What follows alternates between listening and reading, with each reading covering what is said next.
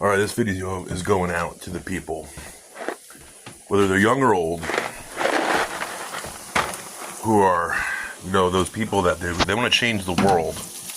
No matter what they're doing, they want to change the world, but they can't come up with something that'll change the world. Well,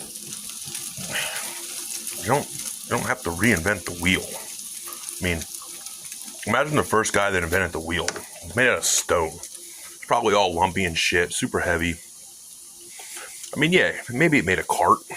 You can bring home the saber-toothed tiger or whatever they killed. Yeah, cool. But you know what? What's even better?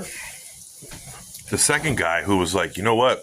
Maybe if we rounded these edges out a little bit better, we could probably make this whole wheel thing a little bit better and easier to use.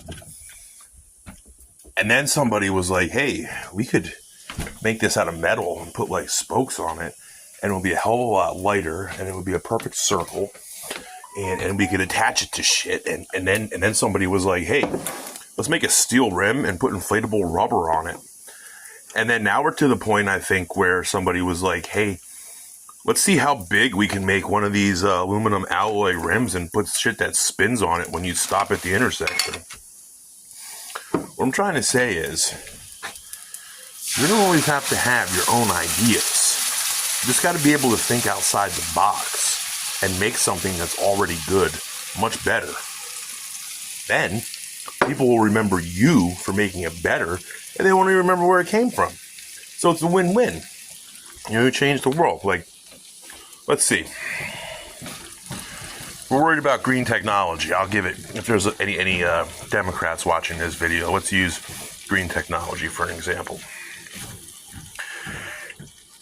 The technology isn't there to make the windmills and the solar panels create the amount of energy that you can get from fossil fuels. Then, in the transfer from the creation of the energy to the battery, you lose energy, and then energy leaks as it's being stored in the battery, and batteries ultimately die. Instead of worrying about jamming all of this shit down our throats and say, we need windmills and solar panels, we need electric cars, how about you jam all that shit down the manufacturers' throats who manufacture electric cars, solar panels, and windmills?